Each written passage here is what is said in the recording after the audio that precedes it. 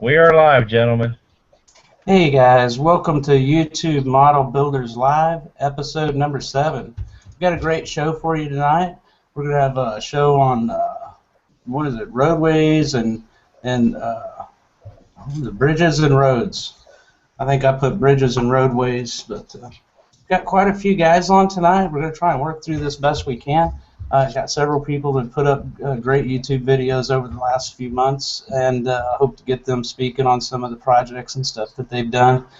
But I'm going to turn this over and introduce these guys. Let them tell you a little bit about their YouTube channels, and I hope you guys can get out and subscribe to their channels and definitely comment on their videos that you enjoy.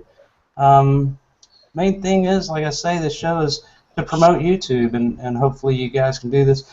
We'll include all the links and everything down in the description on this video whenever it's posted. So if you have to later, you can always come back to the video and find the link to all these guys here on the panel. So I think I'll start off here with, what do we say, Kevin? Yep. Hey guys, this is Kevin. My YouTube channel is Scale Model Trains and Colorado's Joint Line. The layout that I'm building is an HO scale. It models the operation of Santa Fe and Rio Grande Southern Pacific in the 90s mainly. And I've been working on a bridge for quite a while now. Anybody who's been watching my channel knows that and things. And looking forward to the discussions tonight. Thanks. I guess Jesse, introduce yourself and your channel. Sure. You guys know me, Chessie Fan 2, also known as Matt, either way. And actually, despite my username, I'm modeling Wisconsin Central in HO scale. The username actually goes way back to one of the early forums that I was on. Chessie Fan was one of the first railroads that I modeled as a 3-year-old. And the username Chessie Fan was already taken, so Chessie Fan 2 became my username, and that just carried through. But anyway, model Wisconsin Central in HO scale, and I actually just completed a bridge scene. So hopefully you guys have watched that. If you haven't, it's a 3-part video, and give it a look, and hopefully this will actually be something I can contribute to. So. Hi, Gino. Hi guys, Gino from Gino's Model Trains. My channel is featuring the current build of my current layout, Central City Beltline, which is a urban city gritty-based layout. Just completed a video on streets and roadways, and have got 2 new build videos coming up this month. Excellent videos too. You guys make sure you check those out. I guess we'll go to Troy. Hi, I'm Troy. I model the Pacific North Central. I got some videos up there. I'm trying to go and get some more videos up on some bridges. A special build gauntlet bridge. My layout is I lay out in N scale. It's the Pacific North Central. I'm actually out of Hibbing, Minnesota, and just finished up a couple other bridges. And hopefully I can go and get them videos up. You guys can go ahead and see them and check them out. Yeah, and I'd like to say too, Troy's been, he's now a member of the YouTube Model Builders team. He's working with Dude Lindler and Johnny, Southeast Rails, with our activities and hangouts and stuff. So I'd like to welcome him here publicly to the team. Thanks a lot for your volunteering the time there, Troy. Thank you. And, oh, Southern. Uh-oh, Steve. Steve Southern, Southern 8099, he's back. Can you tell us a little bit about your YouTube channel? And oh, it looks like he's lagging. Scale. What mine is my sound bad? How's my sound? Yeah, you're lagging a little bit. Go ahead and try it there, Steve. Oh, okay. You'll find some build videos on my YouTube channel, along with some work on my layout, which I'm getting ready to get started back into here in probably about the next week. My other hobbies shut down on me now for another 6 months, so I can get back to doing what I like to do, and that's railroad. So we'll be seeing quite a bit of everybody. Good to be back.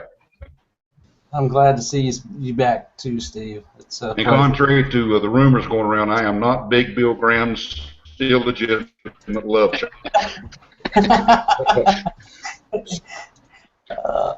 Barry. Good evening, gentlemen. As you know, my channel is Barry's Bench. Been a long-time supporter of our program here, and I've helped carry this along with Bill Graham until Mike got back into our fold here and we got everything rolling again.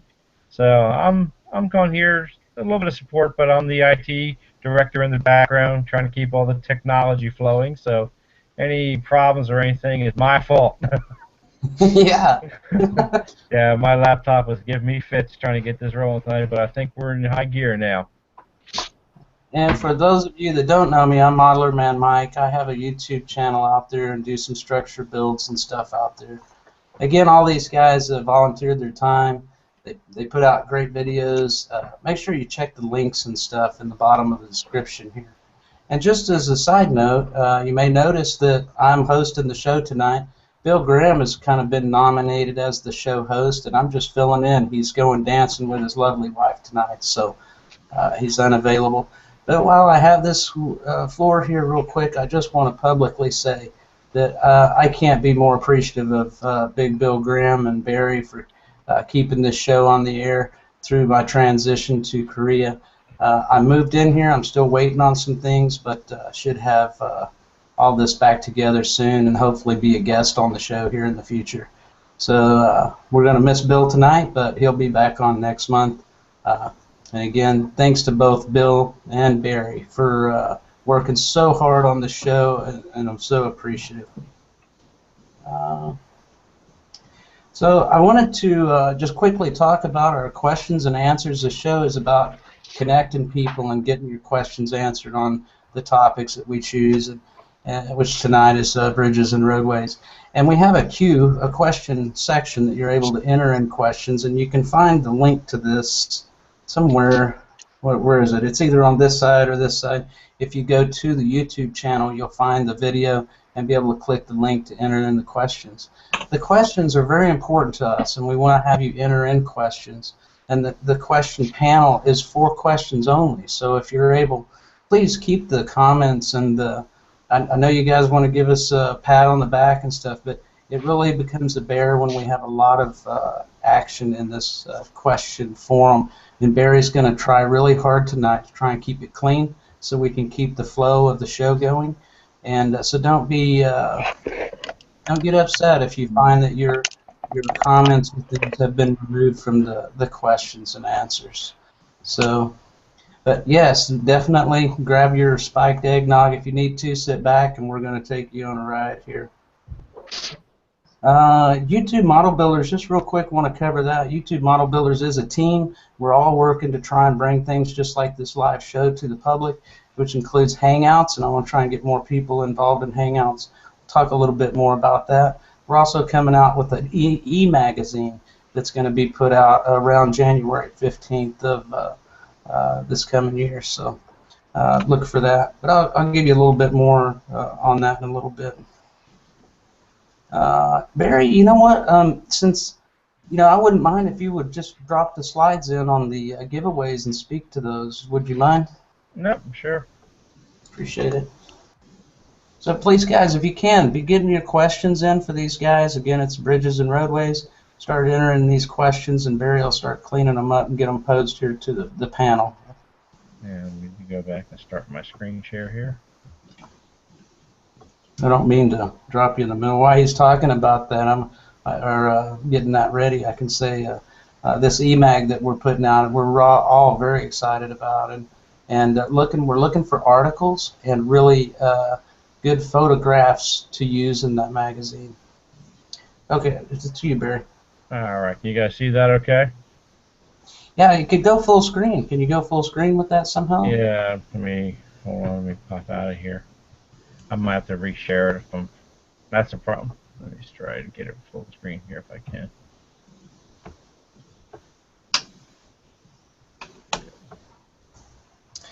And you might also select in the to just put it on you. If you have to do it that way, Barry, that's fine. Yeah, because the slide sorter, when I go to get out of it and share, it automatically kicks me out of that view. So, all right. So our first giveaway this month will be a new set of long shadow model trees. It's going to be a new fall colors. Pack 6 trees. And then we have, again, our favorite fan Joel at Bragdon Enterprises giving away an FF65 weathering system that's consisting of light rust, medium rust, dark rust, and soot. Very versatile weathering kit.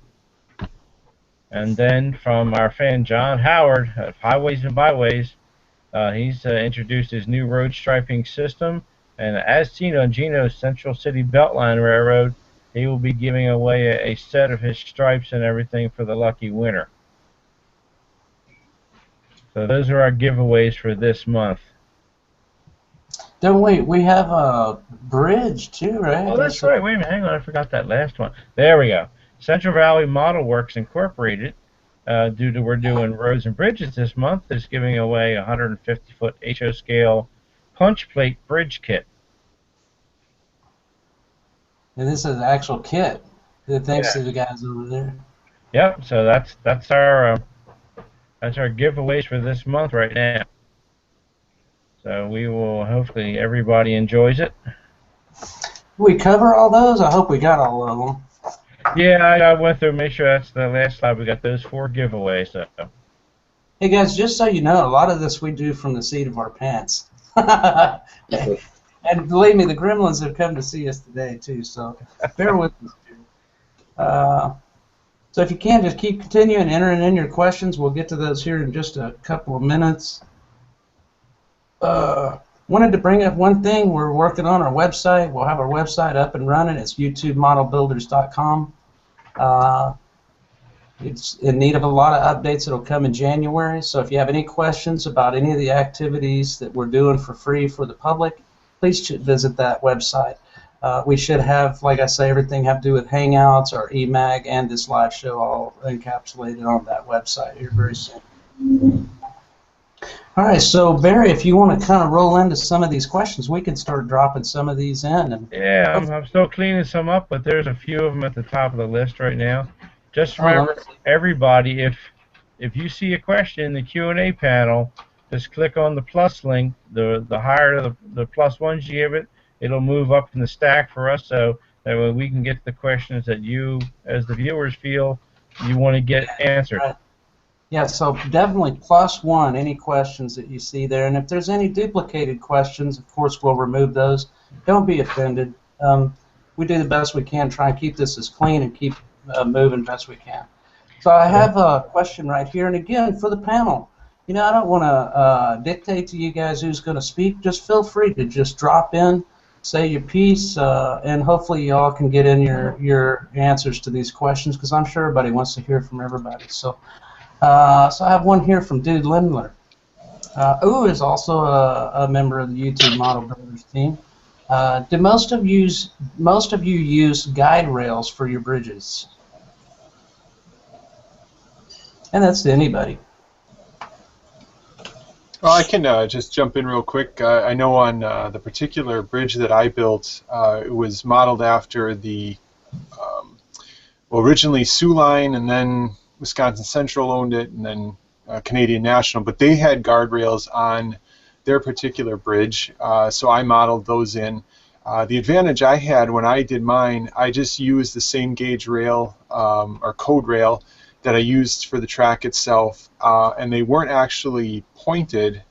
They were bent in like a guardrail on a switch, but not actually did not actually come to a point. So I didn't have to do any filing. I just notched them, bent them in, and then put them just slightly inside the webbing of the stock rails on either side. But so far I haven't had to use them to keep trains on the track, but obviously that's what they're there for. So.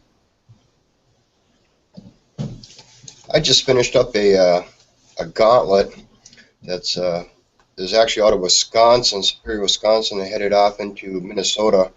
The Great Northern Pacific actually ran across this gauntlet bridge. The actual gauntlet was 180 feet long. It was a trestle, and they didn't have actual guardrails on there. What they actually had was a wood planking. There were 2x12s going right down the center of it for a walkway, which also held the trains up on there, and they're actually held down with spikes going through onto the ties for the bridging. So I modeled that one and got that one right there complete, but it works pretty darn good for me on the gauntlet that I custom built. Yeah, for my bridges, I did not use guide rails on either the Santa Fe or the Rio Grande bridge for my layout, but that was just because I was mentioning the prototype, and the prototype did not use them. Anybody else?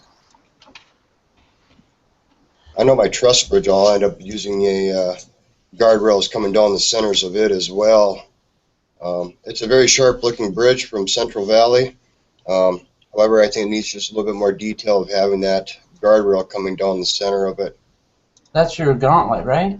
No, this is the Central Valley Truss Bridge. Oh, okay. The one that's actually sponsoring for tonight for the HO giveaway.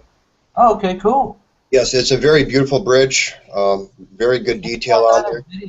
You have that in video also, don't you, on your channel? Actually, the video's not quite up yet. I just got a new program for updating all my software and stuff in my videos, so I'm kind of anxious to go ahead and get a new video here put up of a review for the Central Valley Truss Bridge.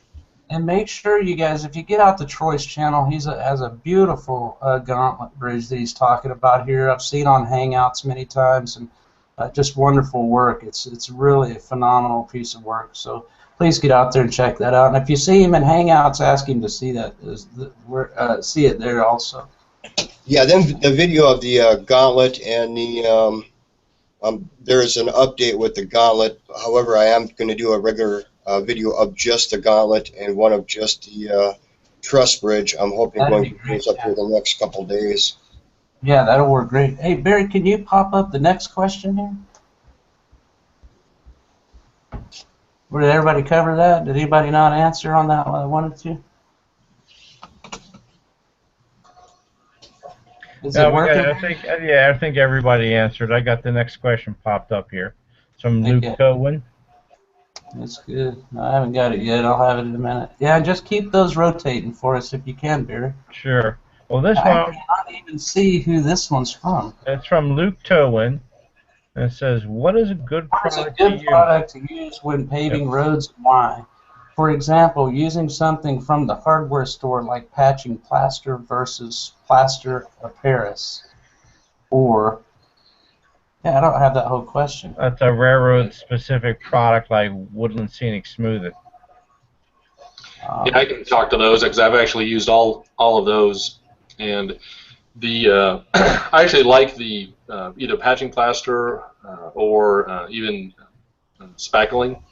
I think just from the hardware store works real well. I actually like the stuff that is pre-mixed. It comes in a tub rather than the powder stuff you have to mix up yourself. Mainly because a lot of times I end up having to do very small projects at a time, and it takes just as long to mix it up and get it to the right consistency as it does how much time I would spend actually using it or putting it down for a road surface. But I think it works really well. Both of those products, you can put them down, and they're a lot. I like the consistency of them a little bit better than something like the Woodland Scenic Smooth It, or sometimes when you mix plaster Paris yourself, they're a little bit soupy or runny, and you can end up getting it lots of places you don't want to have it, especially if you're if the dams or whatever you're using to keep it in place are not perfectly sealed. Versus the patching plaster that you get from the hardware store has got a little bit thicker consistency, and so you can just put it down with a putty knife and then smooth it out as best you can with the putty knife and everything, but you don't have to worry about getting it perfectly smooth. You let it harden, and then you go back and you can sand it because you're going to want to bevel the edges and stuff to it, because roads actually have a crown on them, and so you want them a little bit higher in the center than on the sides, and so you sand those down and smooth it out. If you end up with any small little cracks or parts where the plaster chips away on it, it actually is great because then it looks like a nice pothole, and so you just weather it out. Now, Gino uses something a little bit different. What is that you use, Gino? Well, for my roadways, I'm using the foam core board, but I've also used the spackling compound too, especially for building up my crossings. And it's like Kevin says, the consistency that comes in the tubs, like you get at the hardware store, it works out real good. You build up your crossing, let it dry, and then sand it out, and it looks really, really good. Yeah. Anybody else want to comment on that one? I just never Barry, if really. you could rotate the next question in, that would be good.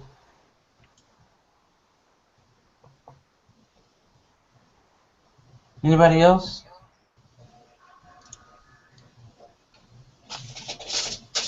Yeah, I got a question here from Two Toady. Have any of you built a bridge that didn't work or failed? Yes, I have. Me personally, I've built all kinds of stuff that doesn't work or fails. So surely we've got a bridge, right? Yeah, my first gauntlet that I built down right there was a complete failure. Yeah, it didn't turn out too well. I made a jig, and what I did was when I ended up making the jig for all my bents, I don't know if you guys can see this or not, but I had one set of bents that were actually off when I went to go ahead and start building it, and didn't realize it when I made up the jig. So when I ended up building it and started putting everything together, the bents were all off. By almost 3/16 of an inch coming down there at the bottom. So the further off you are at the top, further you are off at the bottom of the jig. And if they're not all on there the same way, when you go to build your trestle, it kind of becomes kind of kittywampus coming all the way through there. And once when I had it all together and looked at it, I just had to go ahead and take it all apart. I kind of enjoyed kind of stepping on it a little bit. And Matt, you have anything like that to share? Actually, one of the bridges that I used on the completed project that I had, I didn't realize it as I was building it, but it was, I think the plastic in the kit itself was twisted, and it doesn't show up on the finished product, but one of the corners is actually lifted up quite a bit, and thankfully it doesn't affect the trains as they come across, and you really can't tell. I know it's there, and so it bothers me, but if you ever to look at it, yeah, the bridge is sitting on 3 legs instead of 4, so but Right. At the cost of the bridge, and it was already done and painted, I'm like, oh well, it's just going to be that way. So Yeah. And Kevin's showing right here just a screen share of, what is this, a plaster of Paris or something here? Yeah, this is actually from the current road I'm working on that goes underneath the bridge I'm working on, and then this was using spackling compound from the hardware store, using that, and I built up a dam on top of the risers just using foam tape, and then put it in place, and you can see it's relatively smooth. That's just smoothed out with the putty knife, and then since then I've gone back and taken the tape off and sanded it down and everything. But that's sort of what you can get with the hardware stuff. And Barry, we could rotate the next question in as I asked Gino if he's had any issues with anything like that he's built. Oh, many times. Many times. We should make videos on our failures, you know, that helps everybody, I think. Yes. How about you, Steve? You have any comments on that? I know Steve's got some. Oh, some failures? Well, I could put together an encyclopedia on all my failures. Fortunately, when I buy kits, I generally buy 1 or 2 of the same kind. That way, when I screw one up, I can start over and learn. So, but I don't build any bridges. I don't have any bridges on the layout. I've got to put some roads in. Y'all talk about that joint compound. I just hadn't had much luck with it. Yeah. Especially if you're doing a big area, you can't get it sanded down smooth. Yeah. I mean, you just even have dips. Yeah. And I know that some of the methods that I've seen Gino do in his videos, he's got several videos on this as well, using this foam board. It looks really nice, and I think it's easy to work with. So, you know, if you're just starting out, I personally would recommend try some of this foam board first, and then play around with some of the other stuff. Now, I don't have another question rotated up here. Yeah, I put one up, Mike. Okay, I don't see it. So I mean, I still see toadies, but I do see one here, +4 from Signal Fan. Yeah, that's the one I just put up. Yeah. When modeling roads, do you normally stick to the use of one technique, or do you use a combination of different materials and techniques? Any one that works best. I think we kind of covered that, didn't we? Between the different methods that we use, I guess, or I say we, I haven't actually laid a road down, so so I think everybody here kind of does a different method of doing this. I think what Kevin's saying is that, you know, he uses Smooth It and different types of plaster of Paris. Gino uses different types of things like the foam board. What do you use, Chessie Fan? I've actually used several different.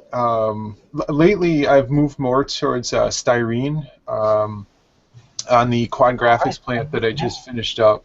I bought a 4x8 sheet of 4-foot by 8-foot sheet of styrene that I use for my backdrop, and I've got a lot of that left. And I personally like using that, one, because there is no work time. Two, I can kind of keep working at filing in a way to get clearance for the flanges. For me, it lays out better. I've had limited luck working with plaster. It's either too lumpy, and then you know, you got, like you said, you got to file or sand it, and so I personally prefer styrene at this point. Yeah. So here we have like 3 different types here. Excuse me, Mike. Who's the guy in Florida that has the 15th Street layout? Y'all know who I'm talking about? Yeah. Oh, that's Mike. Yeah, Mike Jensen. UPC. He uses sandpaper glued to it's cardboard. It's just not very thick, but he takes 600 grit sandpaper and glues it to cardboard, and that's how he comes up. And that's the reason his roads are beautiful. Yeah, and I've done that technique in the past before too. Used either 600 or 800 grit sandpaper, and put it down, and it does look really good, especially if you use a alcohol India ink wash on it. Yeah, you can weather it really nice. Yeah. Plus, you can use it in brown for a dirt road. Don't wind up having to paint too much. Yeah, exactly right. I have a question. Any of you guys ever tried the? About 30 minutes here. Can we get you? I'm sorry, Barry. I think I'm talking over you. I'm lagging a little bit. So. I just had a quick question for the guys. Have any of you used the cracked concrete streets product from Monster Model Works and Laser? I have not. Yeah, it's a guy named Jimmy Simons. He actually sells sheets of it. It's like laser board that he laser cuts cracks and everything in, and you literally just, you know, do an Indian ink wash and weathering on it and then glue it down, and it's instant crack streets. You know, you have somebody standing behind you there. Maybe you ought to introduce them. Oh, yes. I'm sure a few of you guys have met my friend Mike Dettinger. This is the famous Mike. He's just kind of lingering back there. Yeah, he's working over on his test track, at the Temple of the Iron Horse over here. So. Hey, we're at 30 minutes here. Let's can we roll through the giveaways here real quick, Barry? Sure enough. Make sure to just do a recap. Yeah, let me go back and reset my slideshow here. There we go. And I can bring up the share.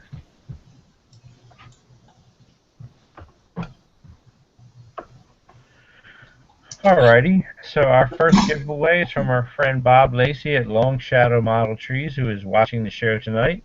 We're giving away a 6-pack of his new fall color trees. And then here we have Joe Bragdon's FF65 weathering system with the light rust, medium rust, dark rust, and soot. And I'm sure some of you have seen, I used all these when I weathered my tunnels on my videos on my layout update. And then we have our beautiful road striping system from Highways and Byways by John Howard. And everybody looks at Gino's videos, the Central City Beltline. You will see how beautiful they look. Oh yeah, there's quite a few people putting up YouTube videos using that stripe. Yeah, they're getting very popular. And then our final giveaway is a beautiful 150-foot HO scale pin punch bridge kit from Central Valley Model Works Incorporated. It's a punch plate bridge kit. I have never heard of a punch plate bridge. It must be some form of a truss bridge, but I've never heard of one myself. Okay, and on here, just a quick recap on this eMag. I failed to mention Login Locos, who's been working very hard on this, are looking for articles and for pictures of your layout.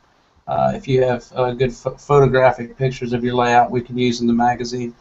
You can contact them through the YouTube Model Builders eMag email address that will be posted down in the comments as well. And then we have another question here. Let's from Luke Towen. Is there any specific techniques for paving a road over a turnout? And I just dropped that out there for you guys. Whoever wants to try and answer this one. Very carefully. Yeah. I have used some thin styrene and just traced out the turnout and cut out the little slots for good mine in the past. I've used the spackling on my current layout and had good results with it. This is a good question. Yeah, the one time I did, I haven't done this often, but the one time I had to put a road over a turnout, which is something I generally try and avoid for two reasons. One, you don't really see them all that often in the prototype, but they do occasionally have to do it as well. And but I used styrene, so like Gino just said, and actually cut styrene and set it down in between the rails, and everything, painted it gray and everything to match the road surface, so it looked like it was just pavement going through there. But I did not want to take the risk to use a plaster or some type of method like that and get that down in the turnout itself to where it might gum the whole thing up. Yeah, I've seen some guys, and I think, I don't know if any are in here, but I've seen in some videos that some guys do, and they're using, just use styrene, run the roadbed all the way up, and then use styrene to go in between the tracks and stuff. But I know that this is a difficult thing for a lot of people, so if anybody can really elaborate on some ideas on how to do this, I'm sure, even me, I'm curious how some of you guys do that stuff.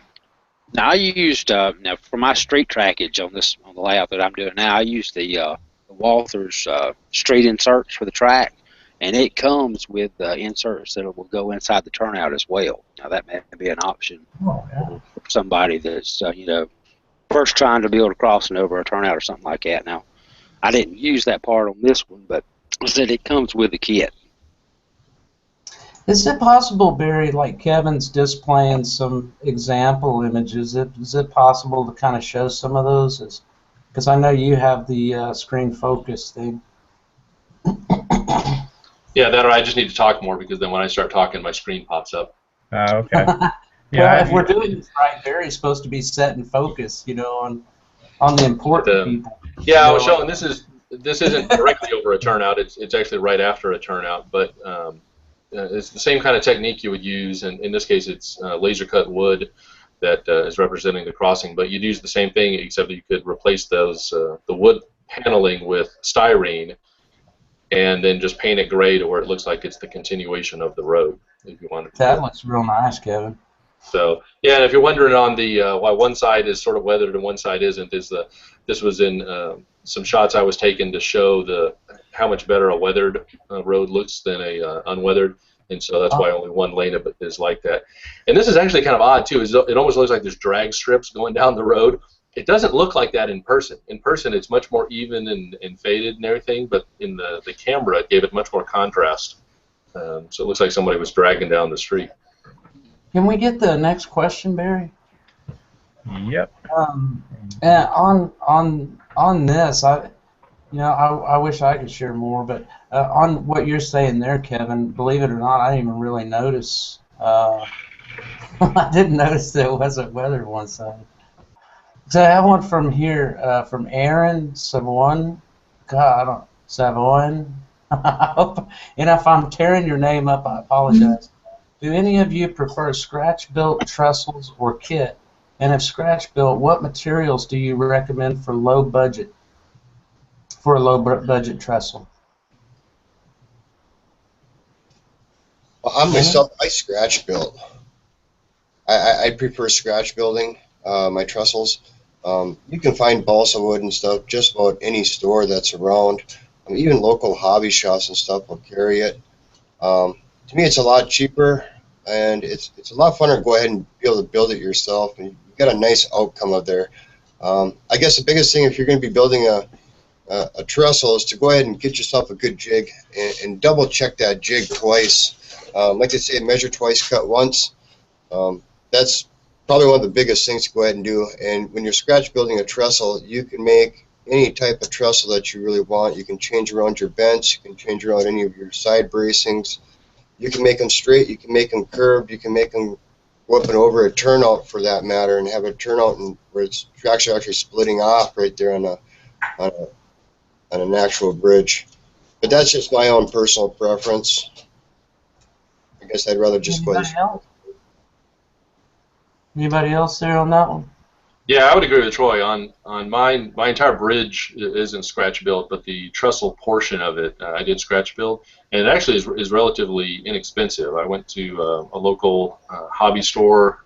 It actually wasn't a train store; it was sort of a craft store, and I found this package of there were small dowels, about 1/8-inch diameter dowels that were a foot long, and you got a package of a couple dozen of them for just $1 or $2.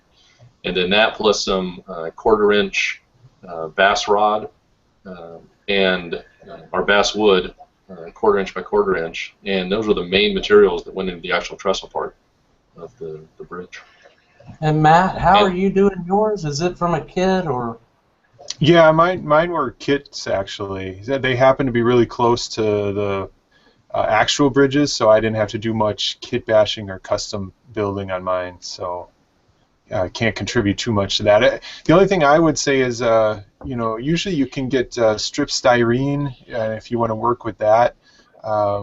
It's relatively inexpensive, but yeah, definitely the wood for trestles you can pick up, like they were saying, from most Michaels or Hobby Lobby kind of places. And the next question. Anybody else on the? Yeah, before we get off that, I was going to piggyback on one thing Troy said. He's exactly spot on the need for a jig when you're making a trestle. We were talking about mistakes earlier. This is a mistake I made in that I tried to build my trestle supports without a jig at first, and even though I was trying to be careful and get them all the same, when you put them all together underneath the bridge, they all looked odd and wrong. And so I actually threw those out, scrapped them, went back, and made a jig for the trestles, and then they all made it a lot nicer.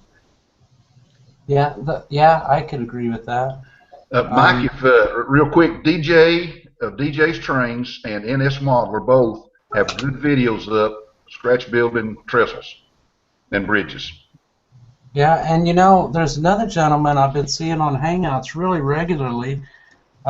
William is it Mosier that's been building all those trestles over the last few weeks in Hangouts? Yeah, Mosier. Man, I mean, you want to talk about a big set of trestles. This guy's been working on this stuff for about 3 weeks, and he gets in Hangouts pretty regularly and shows his stuff. So, okay, let's move to the next question. Oh, are you a train man too? Hey, it's good to see you. Glad to see you back. Are you a train man too? David Brookie asks. How do you feel about real concrete piers? Anyone? I think if you can get them to work, I definitely wouldn't shy away from them.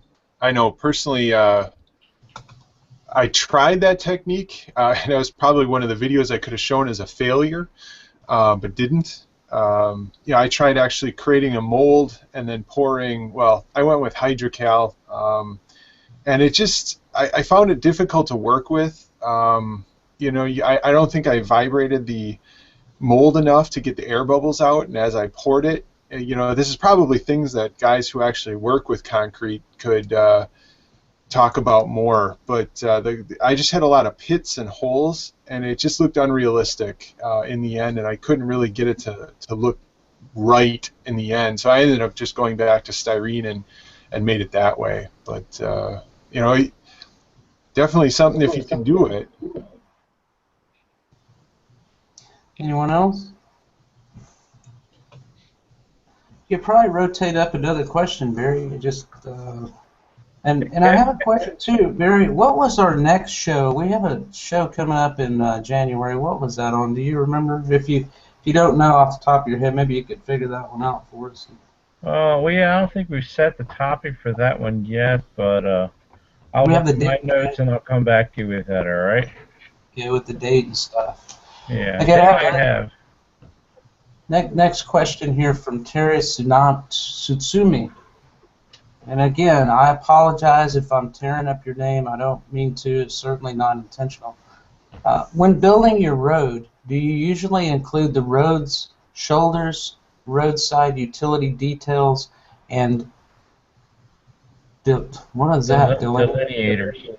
Delineators, and if so, what brands do you use?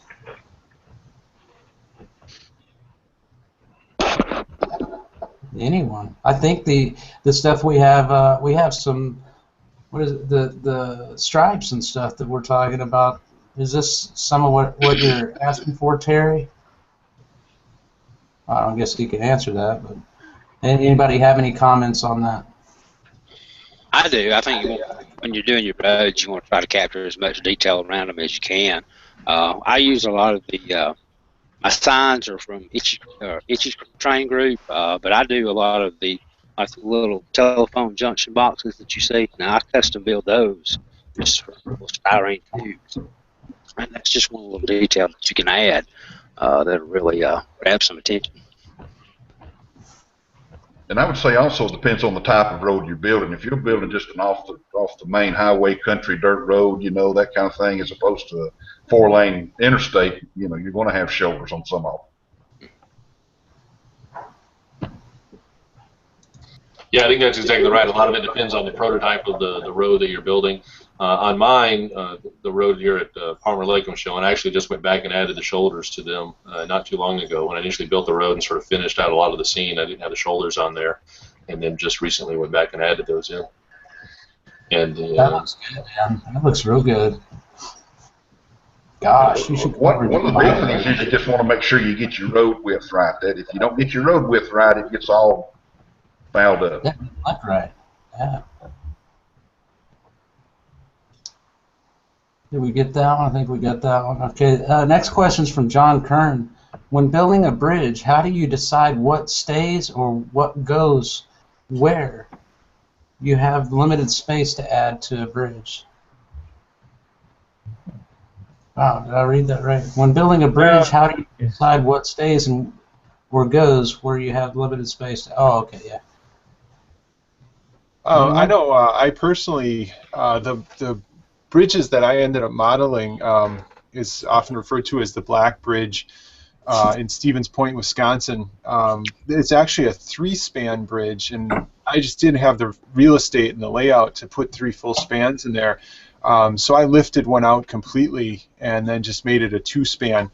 And then when I selectively compressed it, I picked one of the piers, concrete piers in the center that was a little bit more unique because it had berms coming up to the side of it, almost like an island sitting in the middle of the river itself. So I just ended up leaving an entire bridge span out. So in that regards, that was the decision I ended up making. And I have another question here from... Oh, before we hop off on that one, Mike, I was going to say the one thing I would do is sort of exactly like that. If you're not building the prototype exactly, if you've got something, like you were just saying, that's too big to fit in the space you want, I would sort of go off of what do you, in your mind, remember about the bridge? What are the rememberable, big, noticeable things about that bridge? And those are things you're going to want to keep. And then things that you don't quite remember as much are some of the pieces that you can pull away and stuff. So that might help sort of guide if you need to where you can selectively compress and not notice before, Kevin, where you had a lot of pictures and stuff, and you never could have enough pictures to be able to reference. Well, yeah, that's exactly true. I mean, and certainly for me, I've got over 100 pictures of the Santa Fe Bridge there at Larkspur, and even in that, every time I sit down to do some aspect of it, I find that I don't have the exact right picture that I'm looking for, to know how two of the I-beams hook together, or how one of the C channels hooks into something else. So you can never have too many photographs, and certainly with digital cameras nowadays, if you ever get the chance to go to the actual prototype bridge that you're going to want to build, or even one that you're just going to use as a general reference, take as many pictures as you possibly can, and take pictures of things you never think you'll need. Take pictures of how the beams go into the ground, and what the bolts look like, and what is the underside of the bridge, and how things hook together and connect to each other. So all that comes in very useful. So let me get to this next question from Vinny, and I believe everybody knows Vinny, and if you don't know Vinny, please check out his YouTube channel, BNSF6951. He has a question here. What kind of roads would you use in an industrial area? What would that be? Dirt roads, or I think that's a pretty open question. I tell you, Mike, what I found out. Of course, I was in the trucking business for many, many years, and in industrial areas, they build parking lots based on the kind of traffic they want to have. Because if you have trucks sitting around, the diesel fuel and the oil gets on the asphalt, and it eats the asphalt up. So they generally will use concrete in big areas like that for truck traffic. Asphalt is restricted to entrance and exit and parking lots for your automobiles. But around your plants and everything, it's always concrete. Oh, good point, Steve. Yeah, the oil and diesel kind of eats at the ground. All right, and I see another question here from Luke Towen. How do you ensure the wheel flanges will not ride up on the road surface when paving the rails? Is it the best pave between the rails, then use a knife to clear an area for the flanges, or is it best when the road is still wet? I know personally when I did paving between the rails, because I'm using an UltraCal product, when that stuff dries, it dries freaking hard as rock. I mean, it's concrete. So I made the mistake once of not clearing it before it dried, and well, that track was ripped out, and I ended up having to redo it. So I highly suggest if you just take a piece of styrene, and I know I've seen this on a couple channels. I don't remember who exactly, but if you just take a piece of styrene a little bit thicker, almost a tenth of an inch, and you just basically scrape along the inside of the rail itself over like the spike heads, that usually clears out enough to clear the flanges. And then I always have a truck with some old plastic wheel sets in it that I'll run across, and if that picks up any of the plaster, I know that it's not wide enough, and I'll kind of come back and just keep scraping it out. Even an X-Acto will help create a nice line, is what I've used. So. Yeah, I have just real quick on Luke Tolan, who posed this question, just so you guys know. He was part of our Pick 3s from last month. He's got a phenomenal YouTube channel up there that he's just getting started, been working on for a few months, and he's got really good editing skills. You guys check his channel out because he's really got some interesting stuff going up there. Anybody else on wheel flange clearance? Okay, how about a question here from Split Rock 323. Do you build roads to scale widths or just so they look good to your eye? I say scale. You should always use scale. That's my personal opinion.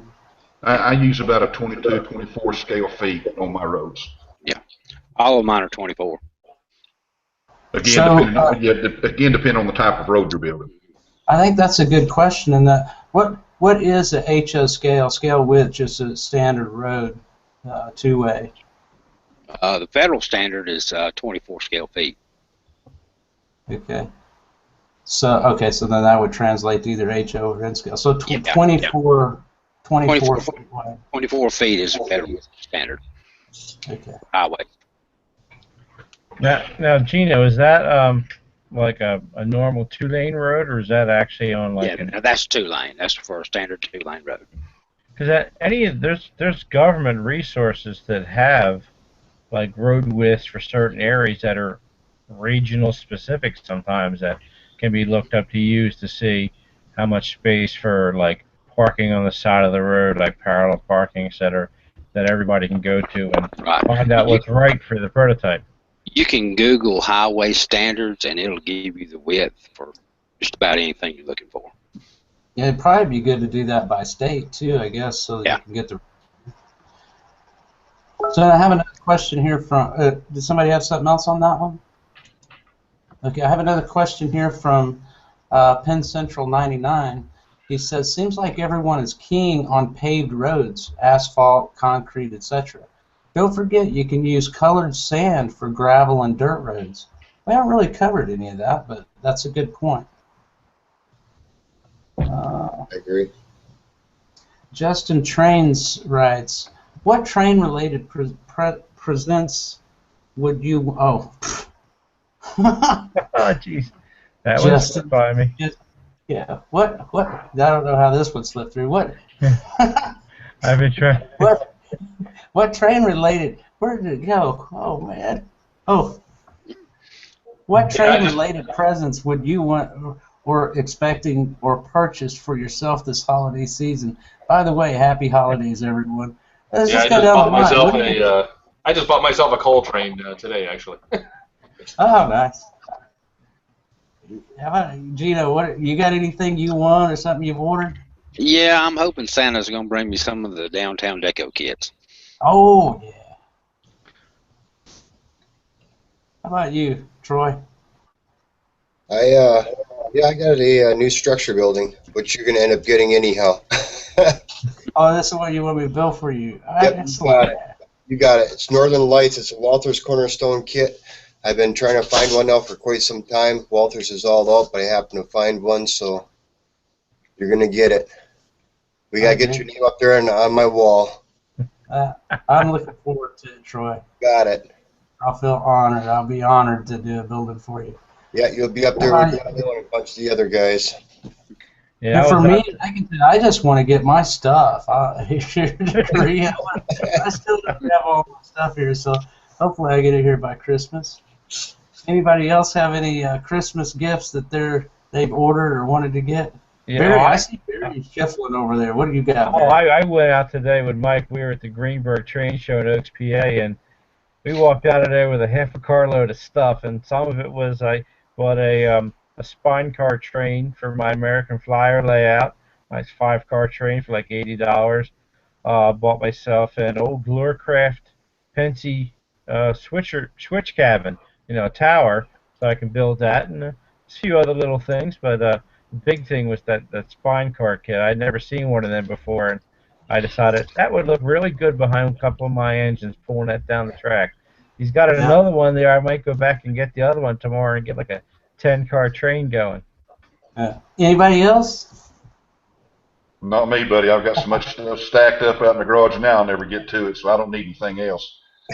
I think, Barry, we could hit on the prizes again. If All right. If you guys need to take a break, maybe go refill your coffee or something, feel free to do that. We'll keep this prolonged here until you guys get back. A few minutes if you need, and we'll let Barry run through these giveaways. All righty, and I got our next show topic too, Mike. So I'll put that in there as well. And I'm going to also go refill my drink. All righty.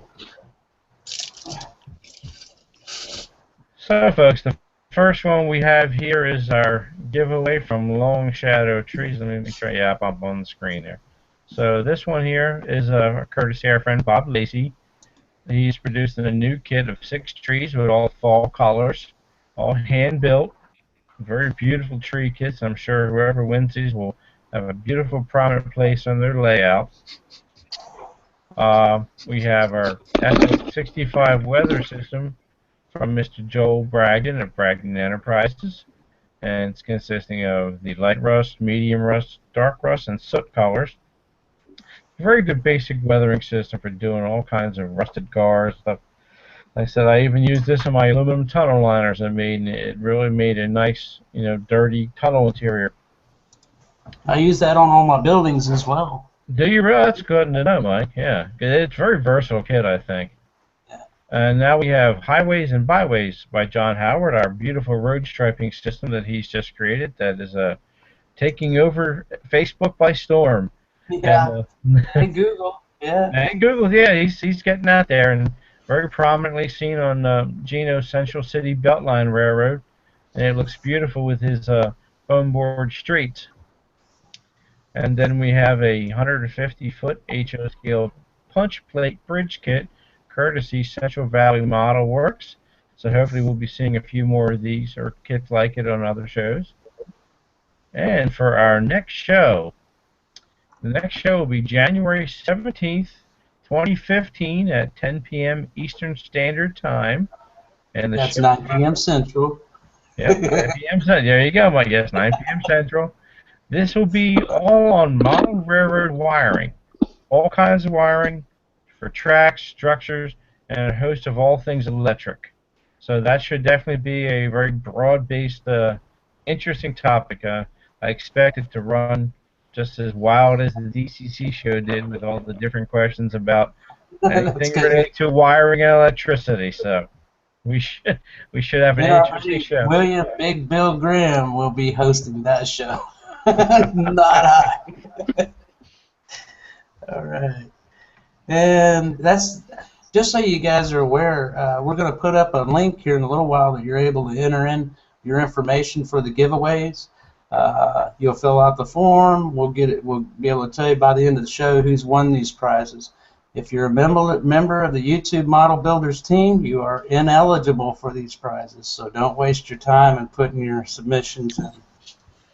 And while we have the floor here, just want to cover something that we're all working on really hard with YouTube Model Builders, and that's Google Plus Hangouts. And for many of you that aren't aware, Google Hangouts is a way for modelers to be able to connect with each other, just like we are right here. You're able to use a webcam, a microphone, and talk to one another through Hangouts. So if you're having problems with your layout, need some assistance, it's a great place to go. Most all of this can be found, posts can be found on the Google Plus YouTube Model Railroaders page. Sometimes they're cross-post on the Facebook page YouTube Model Railroaders. However, what we're doing with this now, Dude Lindler, Johnny Reb, aka Southeast Rails, and our very own Troy here from Pacific North Central are scheduling events every week. One's a topic-driven hangout, which will be very specifically on a topic. I believe they have one following the show that'll be this coming Tuesday that will cover bridges and roads. And so if you have questions on that, would like to talk to these guys specifically, you can do that within a hangout. And also Thursday nights is a general hangout night that anybody can get together and talk about model railroading. So we just want to invite you out, bring your webcam, come and find the link to a hangout and join in and talk model railroads with these guys. They're really working hard to get these events up for people, so try and make it out there if you can. Yeah, these guys, they don't really even need to have a webcam or a microphone even. They can even type it up inside the chat box even. You know, we're on pretty much almost every day that we have a hangout going, and there's a few of us here that we're continuously working on our layouts and building things, and we'd be happy to go ahead and help out. That's what this is all about, trying to help each other out and share ideas and tips and tricks and everything else of the trade.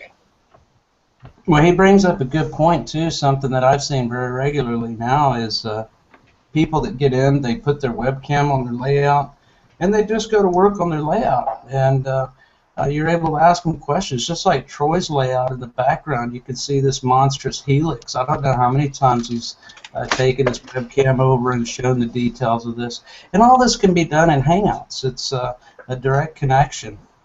Troy's right. If you don't have a webcam, you don't have a microphone, you can participate. You can type in a chat box. But we'd sure like to see you guys there because it really is a lot of fun. Yeah, it would be. It is a lot of fun. We have a good time in there, and we learn a lot of different things. There's quite a few of us that are, you know, that we're, like I said, we're continuously working on something. Right now, I'm actually working on my logging area, getting ready to start building some more trestles and stuff as well, which I'll end up doing all that stuff up there in Hangouts. If you guys want to see this stuff and custom building turnouts and stuff, this is a place to go ahead and come. There's a lot of custom building that's going on, a lot of wiring and and custom building buildings, and there's all kinds of different things that we work on and stuff with our layouts. A lot of sharing going on there. So guys, trees, check it out. If you have questions on it, you can contact any of us. We'll help you get into a hangout. So I'm going to get back to the questions here. I've got a question here from Texas Jeff 64, and I should know him since he's from Texas, but I don't know. Maybe I do. He could be a next door neighbor. Texas Jeff 64 asks, what techniques and materials have you guys used on making dirt or gravel roads? I use real dirt. Now you sift that. Let me talk about that for a second. I've seen guys doing this. Do you actually physically sift the dirt and like bake it in the oven? I've seen people do this. I don't bake it. Now, I use just a regular little sifter, flour sifter, and sift all the fine stuff into a coffee can. That's what I use. Now, I can understand the reason to bake it is to make sure that there's nothing living in that dirt. That's not something you do, though, and you haven't run into a problem with that? Yeah, I have not run into any problems with it. And what's some other methods that you guys may use? Yeah. For me, what I've done with dirt is I do similar to how I do the paved roads. I still go ahead and put down plaster or something ahead of time to get the contour right. And then I actually cover it in ground foam, but it's the earth-colored or dirt-colored, extremely fine ground foam. And I found that gives a good dirt or earth texture. And I actually like that texture better than putting ballast or some type of gravel down, because I think that generally looks too large. I just put a picture up there of my lumber yard there. That's sandpaper. All of that underneath is sandpaper? That is sandpaper. Huh. What grit? It's 600 grit. See, that'd be a great place for me to sand my models. That's a great big area. Yep. So it could double. It could double as a road or a workspace to sand your model. Yeah. Now if you actually use it to sand some of your models and everything, that just gives for weathering on the. You beat me to that. Yeah. Looks good, Steve. Anybody else on that one? No? All right. Let's see. Got another question here from Terry Satsumi. And you know what, Terry? Send me an email with a pronunciation of your name. I've seen you asking questions in it. I'm sorry? So I think it's tsunami. Well, there's no N in that. I'm going to guess and say it's Sutsumi. Sutsumi. Sutsumi, yeah. Okay, he asks, Terry Sutsumi asks, what type of brick materials do you use when you make a street running segment of your layout? Modules like in an old town scene between the railheads. Good question. Mm-hmm. You could, I think on that, I have not done this. Maybe you guys have some examples, but it seems to me that if you just have a styrene sheet, that you could just cut that and use that.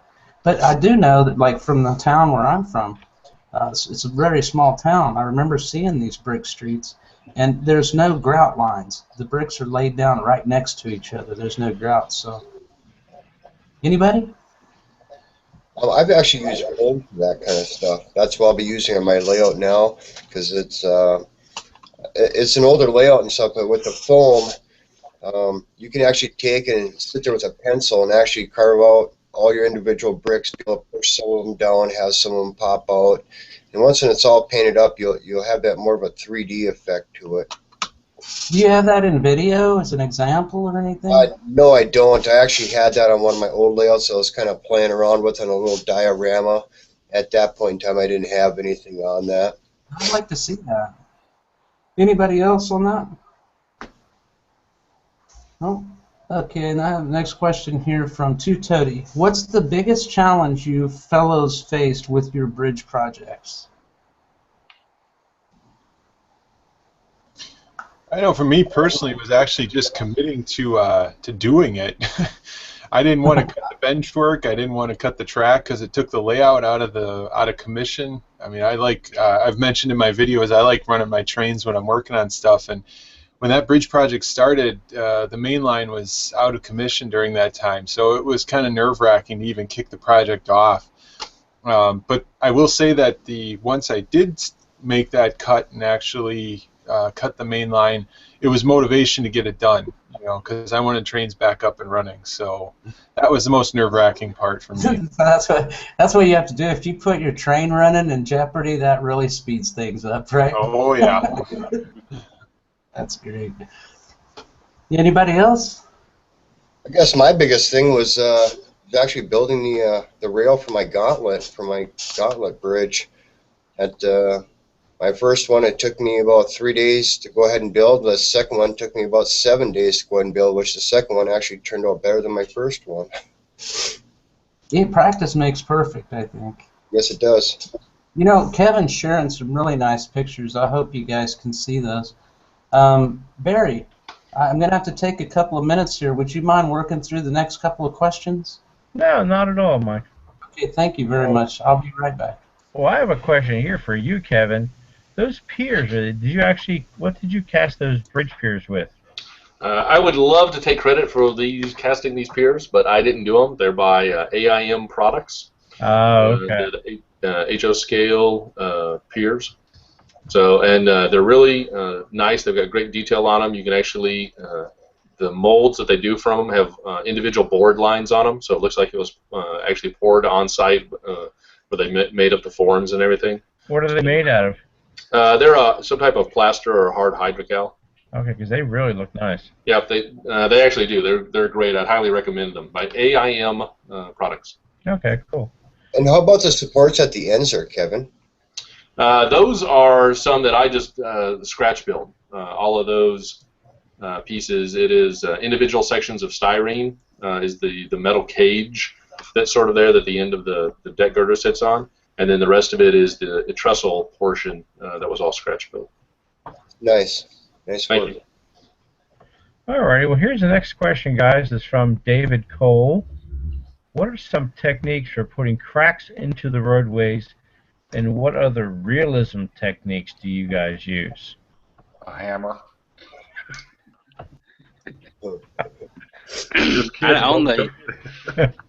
On the foam core, but like I use for my roads, I usually just carve my cracks in with a toothpick or the backside of an X-Acto blade.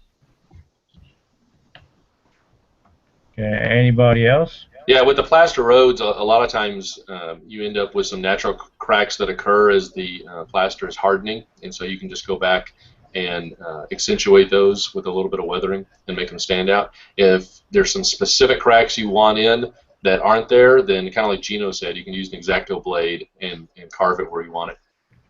That does seem to be a very common technique to use the back edge of an X-Acto blade to make fine line work in roads like that. I mean, Yeah, you can do that, or you can even use a jeweler's screwdriver too. Oh, that's a good idea.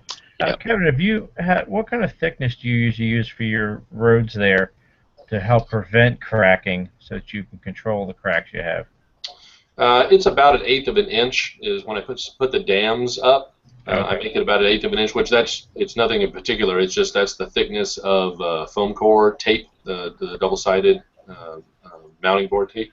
Okay. And I put that down. I leave the backing on the side that's sticking up. That way, it's not tacky at all, and it makes it easier to slide the putty knives and things over it. And then once you put it down and it's all hardened, like I said, I go back and sand the edges a little bit to get a little bit of a crown, so the edges are a little thinner than the 1/8 of an inch. Okay. Does anybody else have anything to add to this one? All right, we'll go on to our next question here. We have one from Luke Towen. Has anyone tried to use salt weathering technique on your bridges to simulate cracking paint? And you've seen it on a large scale, but not on HO or smaller. Anybody? Nope. I have not. Yeah, I've never seen that technique used on it, but I imagine it's something like what Kevin's showing there, like a girder bridge that you could, but like a plat truss or something like that, I think that would be awful hard in HO scale to do. All right, here's the next question. This is from Jack Hackaway. How does one make a grade crossing over a curved track, and any products or techniques would you guys recommend? Run that by one more time. Okay, it's how would you make a grade crossing over curved track, and which products or techniques would you guys recommend? We're back to the hardware on a curve track. About just use your woodland scenic stuff for your compound joint, like we were talking about, and just smooth it with a spatula. Yeah, I would think that'd be probably one of the easier ways, or use like a wood grade crossing product or something of that nature. All right. And let's see what the next one is here. Again from,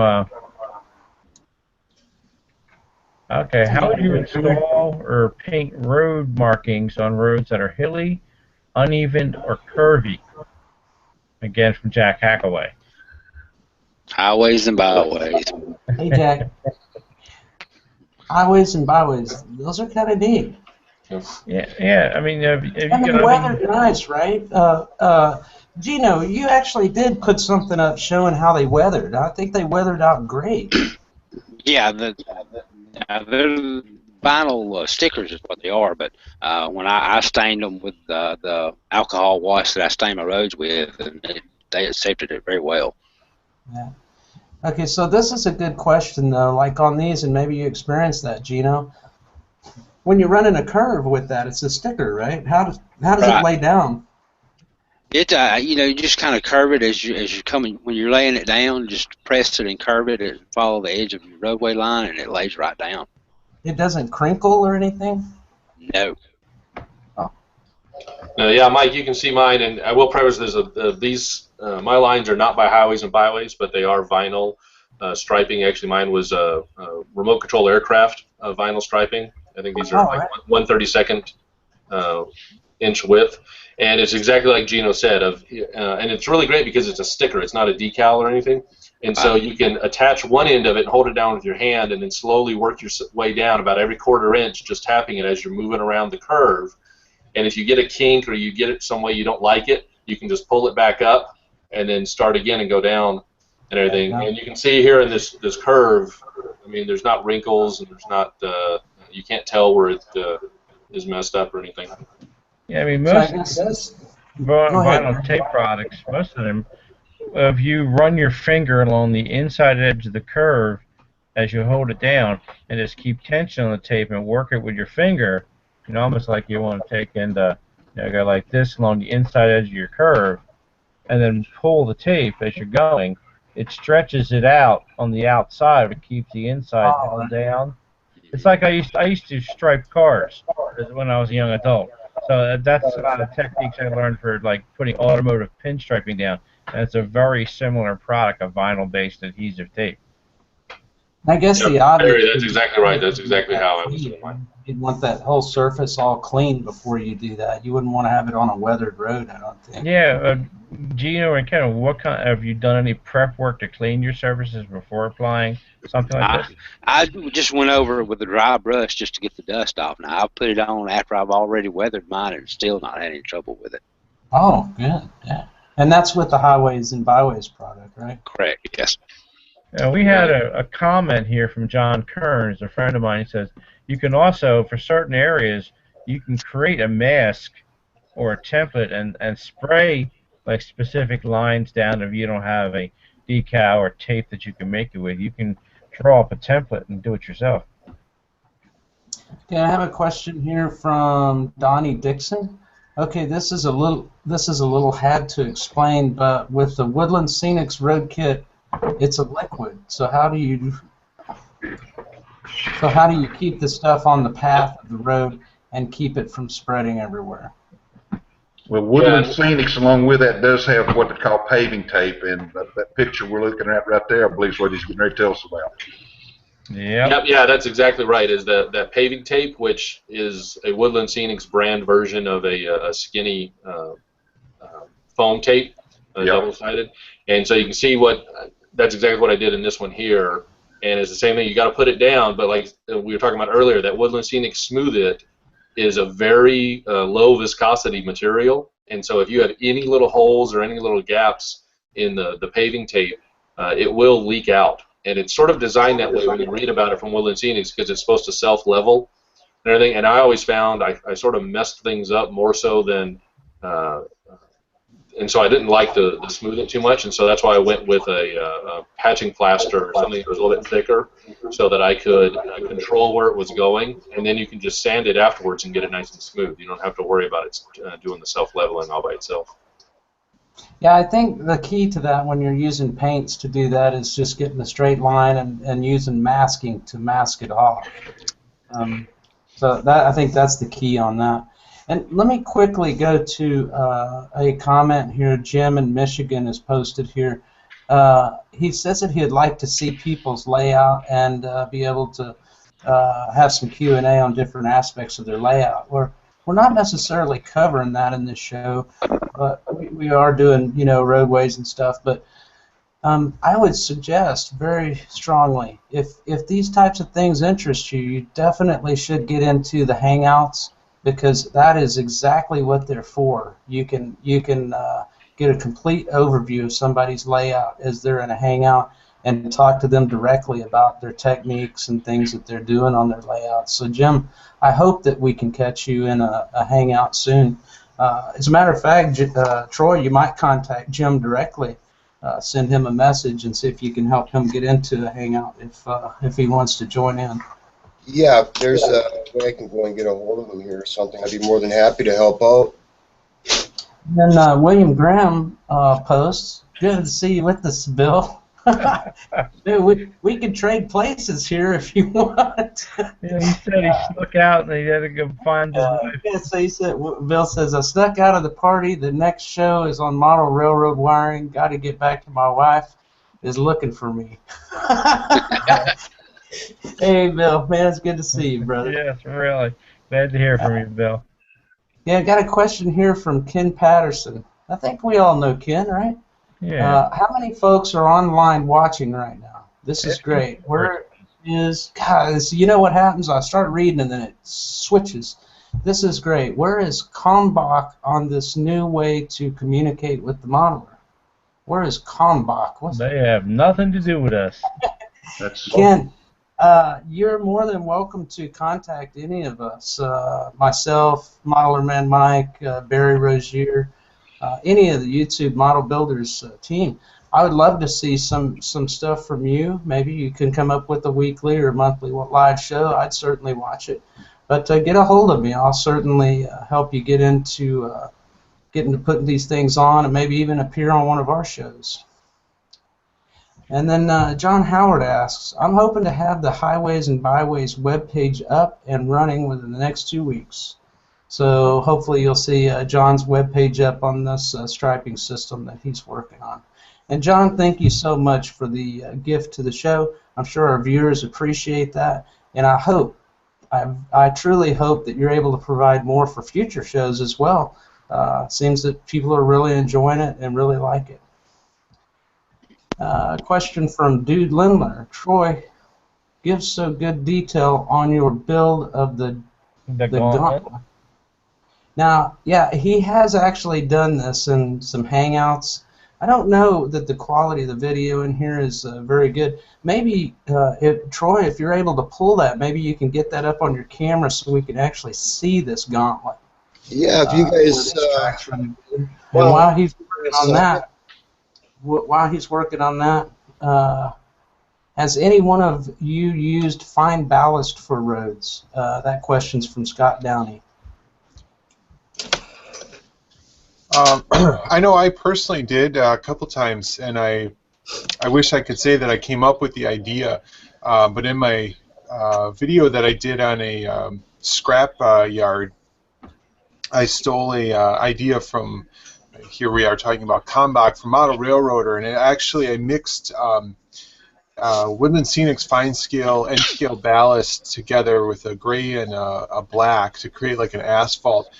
And I actually tamped that into the surface of at this point I was using plaster, and I kind of created an asphalt road. Now that I hear about the idea of using sandpaper, though, I think I'd actually go that route instead, just because, again, it's more manageable. You got more work time. If you check out the video, I thought the result was good. It ended up having to be weathered, that I just used some acrylic paints for, but it worked out okay. Now, and you say something too, Matt, just real quick. You say something that's very important to me. I am so slow, and I don't know if you've ever seen in my videos, I have to have work time. So I'm terrified to use some of these things like plaster of Paris and some of these things. I screw the stuff up too easy. Somebody else had something there. I interrupted. I apologize. That's fine, Mike. Yeah, I was just going to say, I haven't used it for a road, but I used it on a parking lot. You can see here, Shane. This is Fine Scale Woodland Scenics brown ballast for a parking lot.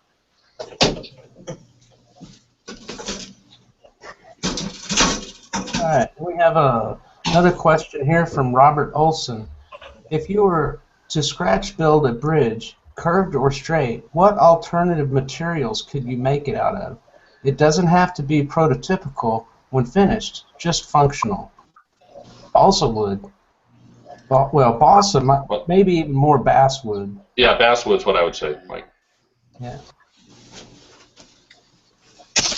Basswood. Be a good answer.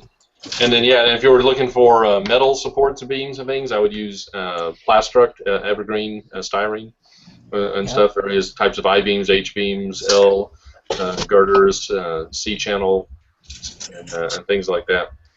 Well, you know, you bring up a good point. If I was super rich, I would probably do it all with Plastruct or evergreen styrene. However, it's pretty expensive when you're doing a large model of a bridge or something, and that's probably one of the reasons why you would use basswood. But the second thing about basswood is that what looks better than wood, you know, so using a basswood is actually probably going to have a better appearance.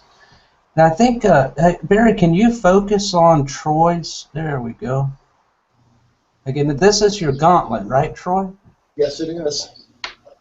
You know, I would really like to see the top of that where the rails are shown. For those of you who don't know what a gauntlet is, a gauntlet is where two separate tracks will meet and go across one bridge, but they never cross one another. See, I just can't see that. This quality is so low. You wouldn't happen to have a picture that you could screen share, would you? No, that I don't, not right offhand. Yeah, it's just, I don't, you know, I personally can't see that. So I have, yeah, I got a train that I could actually send across it, but that's about it, really. Yeah, maybe just check Troy's. If you check Troy's YouTube channel, very possibly he's going to have some video up and showing this gauntlet. This is a really neat thing. It's like he's explaining.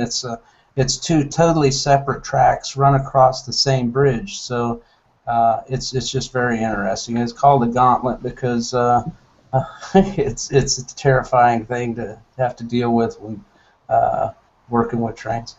Jennifer. I have another question here from Jennifer. Jennifer's working on our EMAG team with Login Locos. Jennifer Cosentino asks, how do you decide what type of material to use for roads and the setup towards bridges? Anyone? I know when I put the roads in that I've got, it kind of was just the mood I was in and the materials that I had available. And right now my mood is styrene, but I've definitely gone with the plaster. Styrene, again, going back to the workability, you know, there is no work time. It's in a constant state, so you don't have to worry about it curing on you. But I personally have always gone with that route. Whatever available in the mood. I'd say that's something you probably want to experiment with, several different types, and see what works best for you. You know, we cover that. You're so right, Gino. We cover that so often that, where one individual might be more comfortable modeling something with styrene, others with foam board or whatever. It's really a preference. It's whatever's comfortable for you, and it's experimentation and playing with stuff. So real quick, Jeff P. Heather, I guess Heather. I'm not quite sure who Heather is. I apologize. Heather wants to know if you have any in-scale giveaways. At this point, I could turn this over to Barry, and he can run through the giveaways again. And while he's pulling those slides up, we'll post the website link where you can fill out your information to get put in for the drawing for any of the giveaways tonight. All right. So here is our website giveaway link. Just go to YouTubeModelBuilders.com and then click on the YouTube Model Builders Live link at the top of the page. And then at the bottom of that drop down, select Live Show Giveaway Entry Form. And the password is all lowercase, the word driving, D-R-I-V-I-N-G. God, I might screw that up. So once again, the giveaway link, you just go to YouTubeModelBuilders.com, and then on the page there, you'll see the little toolbar at the top. Click on where it says YouTube Model Builders Live, and then the little page will drop down and select Live Show Giveaway Entry Form. And the password, once you fill it out, is driving, all lowercase, D-R-I-V-I-N-G. Now, as far as our giveaways go here, we'll go back to the beginning here. We have our beautiful long shadow model trees from Bob Lacey at longshadowmodeltrees.com. This month is a fall colors pack of 6 trees. They're roughly HO N scale size trees, so it should work for anybody's layout. Heather, I mean, be smaller on an O scale or larger on an N scale, but they are more scale agnostic than other things. And then we have Dole Bragdon's FF65 weather system, consisting of light rust, medium rust, dark rust, and soot. And we have the road striping system from Highways and Byways by Don Howard. And make sure you check it out on Gino's Central City Beltline Railroad. And then last but not least, since we are also discussing bridges, we have a 150-foot HO scale punch plate bridge kit from our friends at Central Valley Model Works Incorporated. And then that's going to be a beautiful bridge kit for something. That is HO scale. The other ones are not scale specific. So they are really nice bridges. And you put one together, right, Troy? Yeah, that's one I should be having a video up on here pretty soon, which you guys probably can't quite see this one yet. But yeah, this is a Central Valley bridge. Oh wow! And they're very beautiful looking bridge. Yeah. So going back to Heather's question, what we try to do here on YouTube Model Builders Live is try to provide for both N scale and HO scale, and we ask the people that donate to the show provide both N scale and HO scale. So we do try to get some of that stuff out there for you guys that use N scale. So we may even have just N scale stuff at some points. Troy, question: you've bought Central Valley bridge kits, obviously. They make N scale bridge kits, don't they? Yes, they do. Okay, so there might be a possibility should Jeff and Heather win the bridge kit that there could be an N scale alternative. We'd have to look into that. Yeah, I don't think that Central Valley's a really good company to work for, and I'd be willing to bet money that they would, if it was an N scale person that ended up with it, that they'd more than likely go ahead and work with them. Okay, I've dealt with them. They're wonderful. All right, on this, I don't know if you'd like, Barry, put the link up there for the people so they can get their entries in for the giveaways. Okay, let me bring that back up here.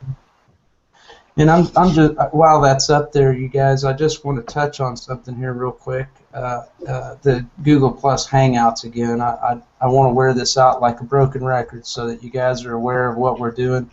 Dude Lindler, Troy, who's on the panel tonight, and Johnny Reb from Southeast Rails are working really hard to get these Hangouts going for everybody every week, to get people involved and get in and be able to show their layouts and help others with their builds and share things that have to do with model railroading. So if you have questions on this, please contact Troy or me or anybody, and we'll do everything we can to try and help you get into a Google Hangout.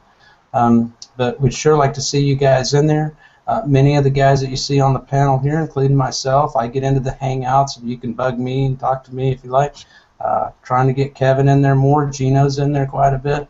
So I just want to see if you guys can start getting in there and check the website. We'll update through January all of the activities that we're working on, and hope to get more Hangouts going and get more people connected. So,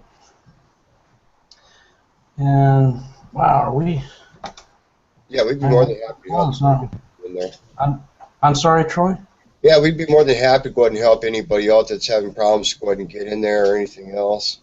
Or any other for that matter.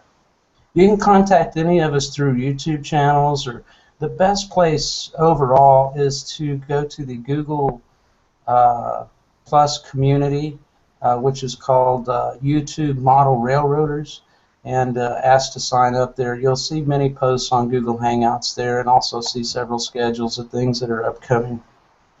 But yeah, we'll have YouTube Model Builders updated, the website, YouTubeModelBuilders.com. This should have everything up there for the shows, the e-magazine, and Hangouts. Okay, Barry, so we're activated on the giveaway form, right? Yes, the giveaway page has been activated, so anybody can go in there and fill in.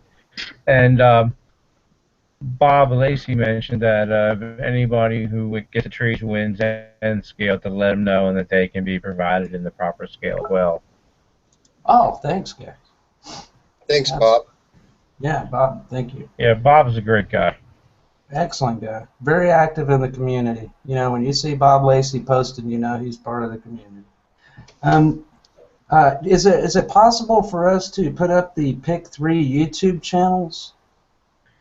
I don't have them in a slide yet, but you guys can talk on this next question. I'll get them thrown in there. Okay. And just real quick, yeah. Hey, Mike, I was going to say, while you're pulling that up, the two things I wanted to throw out that hadn't really come up in questions, I want to make sure they get out before we run out of time here. Just sort of a couple of personal opinions, maybe you might want to call them tips. But on roads, especially asphalt roads, the number one thing to me that I think people sort of get wrong, just unintentionally, is they get the color wrong.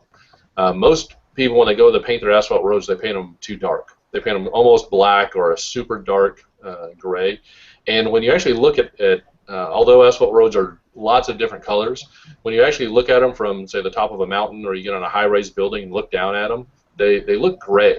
They don't look black. And so I would say most people try to look at photographs that are sort of about the right scale distance that you're looking at your layout for, and see what the color is, and then try and match that color.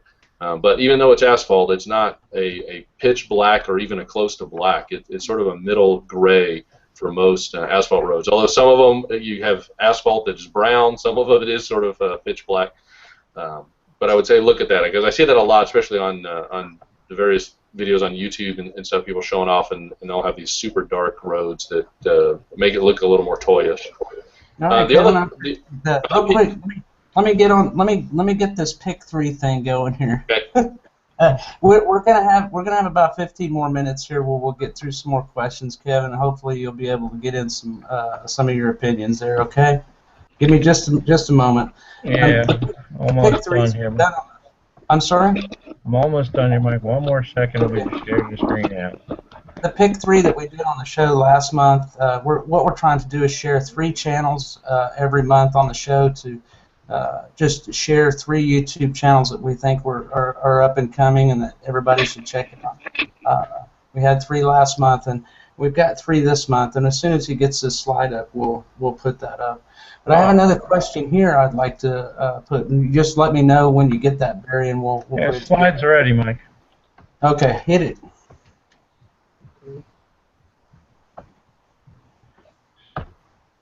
There we go.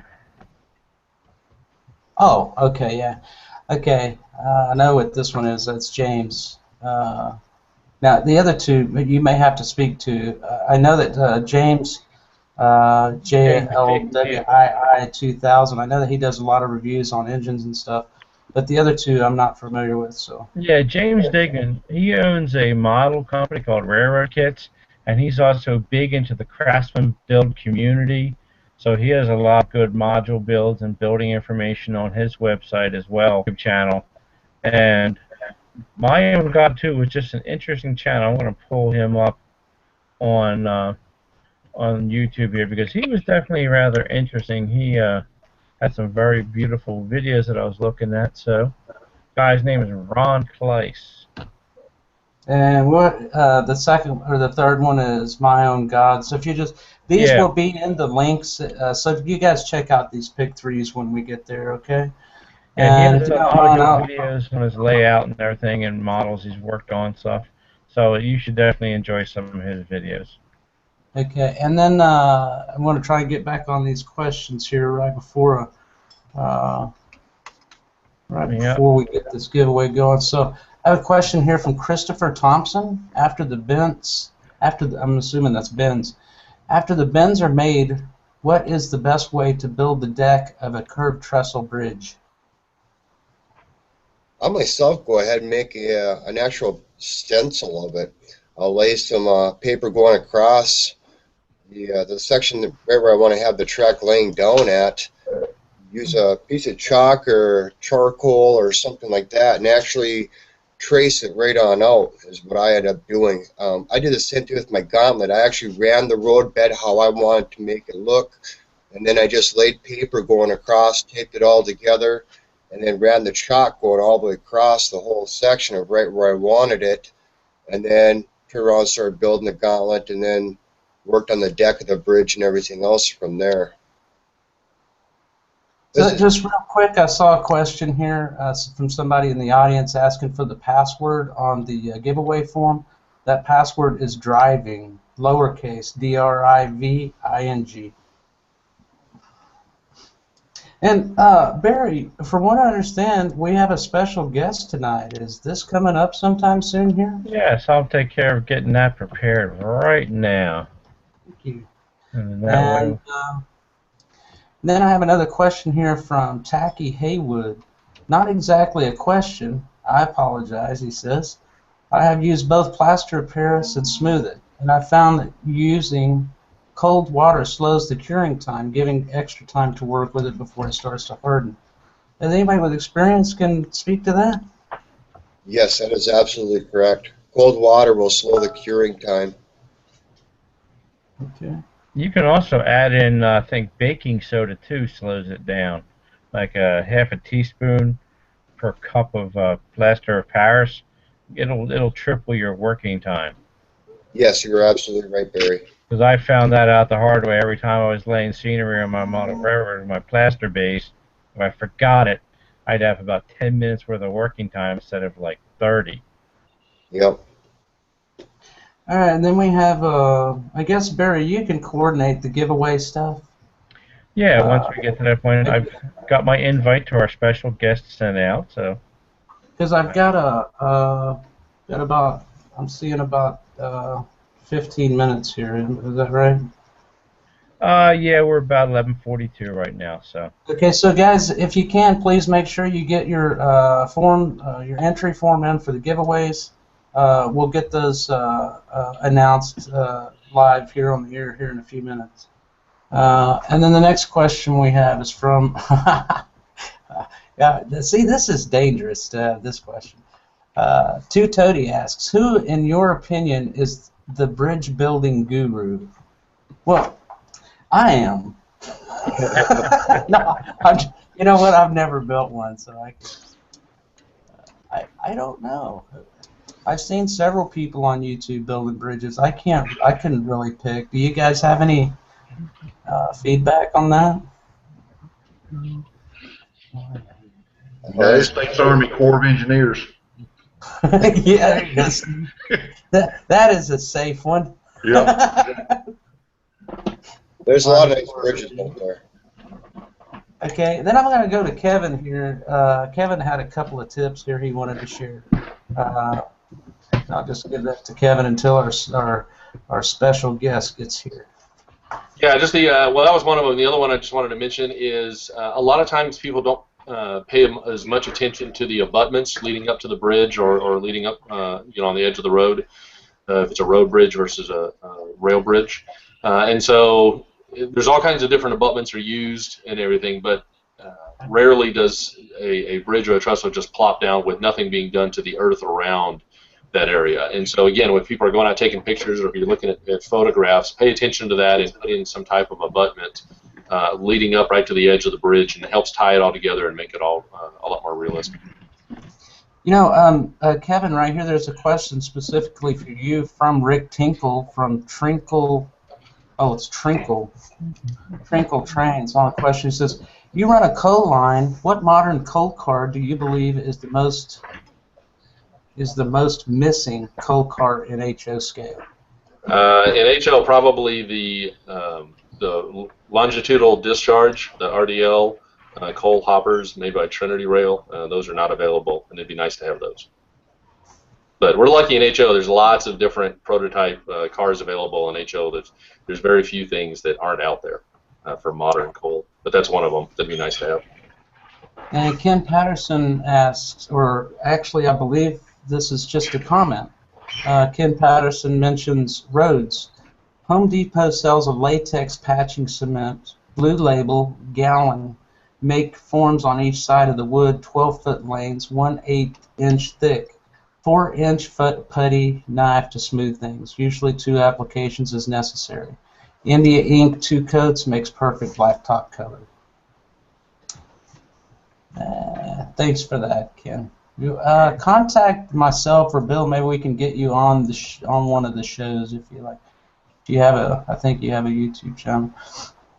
And so we have Jeff P. put up the link to the YouTube modelbuilders.com for everyone to see. And then we have a comment here from John Howard of Highways and Bobbies. Yeah, those comments, can you just, Barry, remove the comments? Because I can't even see the questions from the comments. Yeah, I'm trying to get rid of them now. So, what do you suggest using to weathering roadways from John Murphy? I think Gino, you use a lot of washes, right? I do. Most of mine is acrylic paint, and alcohol is my basic too for my road. I just use chalk and a paintbrush. Yeah, I use chalk. I will say that one of the things that, if you're putting them on plaster, though, if you use the regular sort of pre-purchased, pre-ground weathering chalks that you can get, that stuff is so fine and sticks so well, it's very easy to get way too much of it onto your roadways.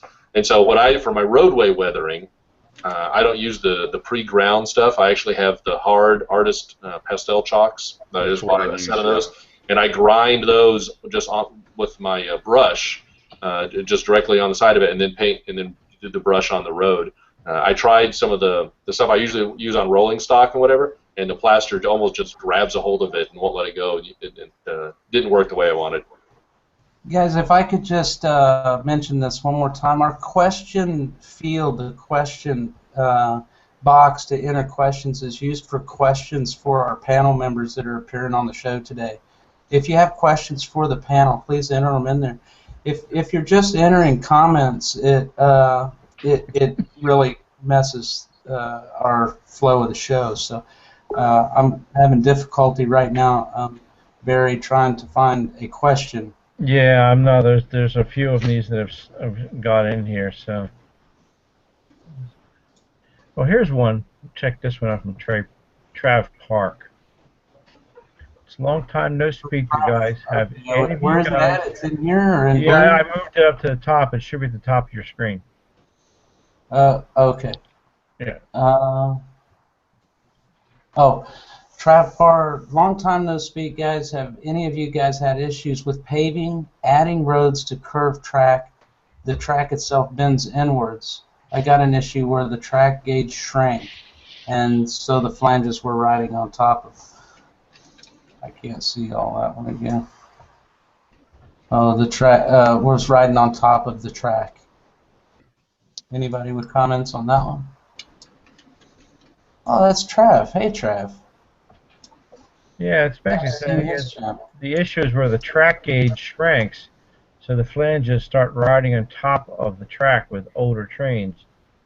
One suggestion: definitely make sure that you set your wheel gauges properly, and as you're curving your track, make sure that you don't have too tight of a radius, and check your track gauge as you're laying it. It should avoid those kind of problems. Okay. I know you probably have your hands full there, Barry. You have an ETA on our special guest? No, I have not heard anything back, so there can't say whether. Yeah, it's entirely up to you if you want to do the prizes now, maybe. I'll send. We got another 10 minutes yet, so till the show's Oh, do we? officially supposed to end. So yeah, it's 11:49. So we'll wait a little while. Take a few more questions. I'm still trying to go. Hey, just real quick, I have to give a shout out to a couple of friends of mine I've met here in Korea. A gentleman by the name of Mr. Lee, who has been so gracious to provide me some foam and some building supplies to build my layout, and another gentleman. Yeah, I remember him. I knew him when I was over there. Yeah, right. Everybody. He's good friends with Mr. Kim too. Yeah, exactly. There's a couple of guys here I've been seeing every day that come up and hang out, and really good guys to showing me around the country, around the city here. Make sure you get down to Chejudo at some point. Man, I've gotten all over the place. I just wish I had my stuff here. Hopefully by next month, showtime, I will. Maybe if Randy has a time, maybe he can get a link up to YouTube Model Railroaders as well, so people can be able to find the links and stuff for Hangouts and videos and everything else. Well, we don't have a lot of the Hangout links up there yet. The goal is to have the YouTube modelbuilders.com with all of the links to everything. And in this link, in this show link, we'll have everything posted underneath. And I think, Barry, I apologize. Like I said, I have a little bit of lag here. I don't mean to speak over you, but... No, that's all right. Okay, so I've got another question here from Al Marr Jr. What about an 18-inch high, approximately, and 2-foot-long curved trestle? Do they make them? You can make whatever trestle you want. It's your empire. You can build it. It's what you think is going to look good. Is there a kit?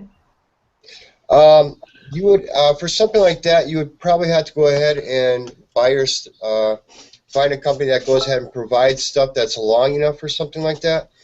I myself would probably not go ahead and build anything that was that high without building in sections. I would actually basically kind of stack the sections up. I'd probably go at 4-inch increments or so forth and so on to actually get the steepness that you wanted off of all your vents to go and get that height. Because in the real world, you don't see no 200-foot-long trees that are going to be used up there in a trestle. They're going to be all pieced together and nutted and bolted together and everything else. Yeah. Guys, let me mention, too, on the questions, if you see a question here that you want to get answered, make sure you +1 it so it'll move it to the top here. I have a question here from Mitch Russell. What is your take on Bachmann Steel Easy Track? Is there any problems with mating it? Where did that go? Say Atlas, nickel silver. Oh, okay, here we are. Our special guest, as soon as we get a video feed, I'd like to introduce Santa Claus. Santa, can you hear us? I don't think so somehow. Ah, damn. We tried, Mike. We tried. Oh, here he is. Oh, wait a minute. Wait a minute. Let me try to get it. I'd like to introduce Santa Claus. Cue the big red and white guy. Oh, well. It's not. It was nice thought. Okay. Barry, go ahead with the giveaways, I guess. Alrighty. Yeah. Oh, he's back. So let's see what can I see. I don't know if you can hear us, Randy. If your camera and your mic doesn't seem to be working, buddy. Dang. Oh, I know that would have been too much fun. All right, let's. Yeah. Okay. Go ahead. You go ahead, Barry. We've only got a few minutes left here. Alrighty. So I hope everybody's got their form all submitted. So let's go here and do the giveaway selection.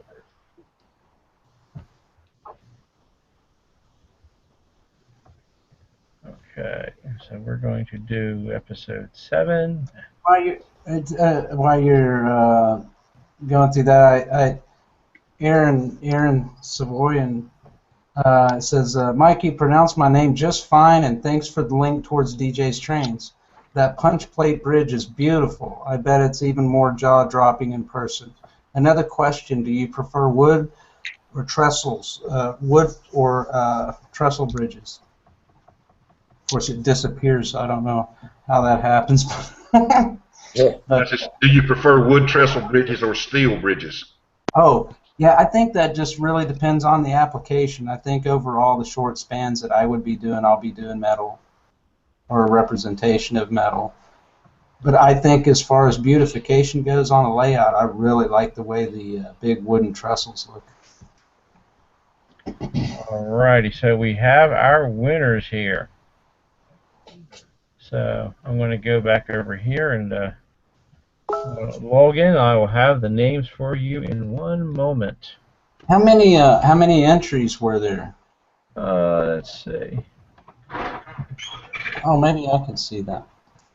Yeah, I saw. I think it was like 43 entries, Mike, if I remember right. All right, so I just got to log in so I can see which order the giveaways were in. So give me one moment to log in while you guys are covering some questions.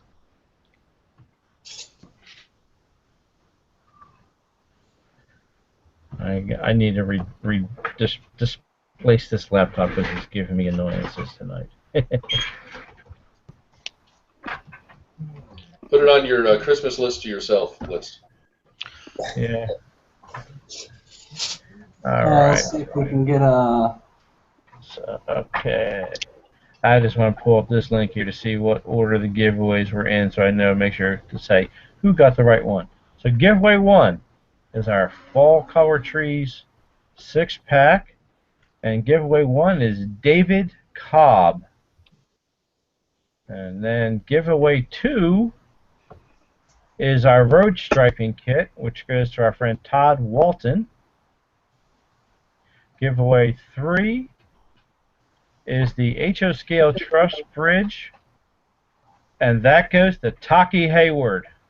Oh, nice. Yes, absolutely. I'd be glad to see Taki get that. And the Bragdon Weathering Kit is giveaway 4, and giveaway 4 goes to Mr. Jack Hackaway. So congratulations to all of our winners. All right. All right, so we have that. Let's see if there's any other questions in here we have to knock out. I don't see... Oh, here's a +4. Al Jordan... Oh, I already asked that question. Let's see. Here's a +5. From Paul Winter. How well does it work with N-scale Cato track? I have no clue what we were talking about on that one. Well, I think he's meaning about like doing a trestle or something like this, you know, building these kinds of trestles, and then using the Cato track with the ballast profile and everything. All right. Yeah, I can actually. I used to model in N-scale, and I did a couple layouts with Kato Track. And Kato actually makes some pretty nice bridges that you can weather and make them look pretty good. They've got a through truss bridge and a deck girder bridge that's pretty good. If you want to do something like a trestle, which they don't have, my recommendation is you actually transition onto regular Code 80 track, which is what the Kato Track is, like Code 80 Atlas N-scale track, and then just have that go across the trestle and build it as normally you would like anything else. You can even use specific bridge flex track if you wanted to, depending on the application.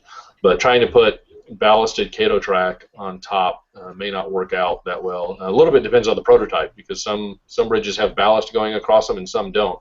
So some of it depends on the prototype you're getting after. I think I probably have to agree, because I believe I haven't worked with Kato myself, but I have worked with Bachmann, and what I've actually done is used a different code. I went with a microengineering track, code 55, and actually soldered the rail on top of the actual rail joiners on the Bachmann Easy track. Actually brought the rail head up to the same height, and then used my made my trestle coming across with that way.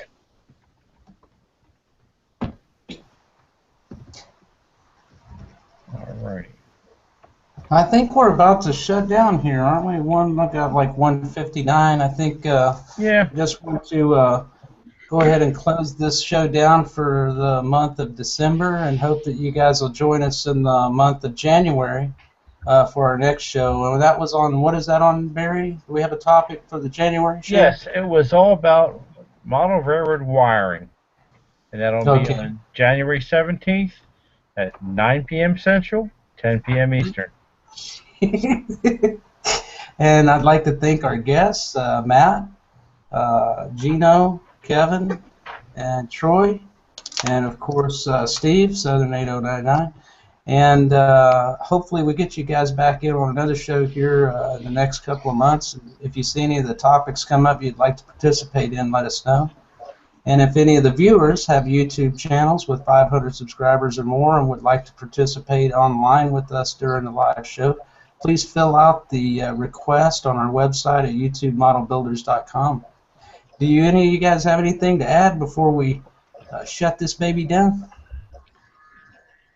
No, I'd like to thank everybody for watching, and hopefully we can see some people coming up over there to Hangouts and ask some questions and stuff. We'd be more than happy to answer and show off our layouts and do whatever it takes. Well, all right, guys. Unless, Mike, yeah, I just want to say thanks for having us all on here, and for you guys and Barry and everybody putting this together and stuff. And I actually want to give a quick shout out to Gino, of all people. He's on the show, but he's going to hit 500 subscribers here in a day or two. That's Gino. You're rocking on. I appreciate it, Kevin. Thank you for the shout out, buddy. No problem. Well, I'd like to give a shout out to all the wonderful panelists. You all did a beautiful job. Answered a lot of good questions, a lot of good information, and we're glad to have all of you on the show here. Merry Christmas, everybody. All right, yeah, man. Happy holidays. See you here. Everybody hang on tight. When we shut the show down, we'll do our final show wrap-up. So we ready to shut her down, Mike? Ready to rock. Take care, guys. Y'all have a Merry Christmas. To our viewers, thank you for viewing, everybody. You take care, and we will see you next month. Not the same bat time, but definitely the same bat channel. See you next